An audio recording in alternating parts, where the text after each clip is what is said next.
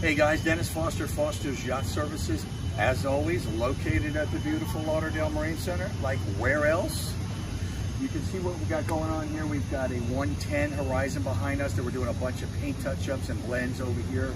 New owner just took possession of it. We're going to touch up all the primer and then match the paint and polish it out and get everything looking really, really nice for him. So it's taken care of, and you don't see these little scratches and chips and fiberglass cracks all over the boat. Walls going to be taken off a crane and glassing that in and patching up the hole. And as you can see, this takes a lot to do when you're doing blends because you can't just paint out in the open.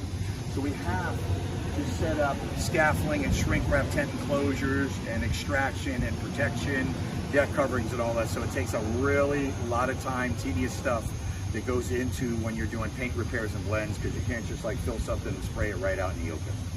So check back with us on our next episode here when we're done and you can see the finished product.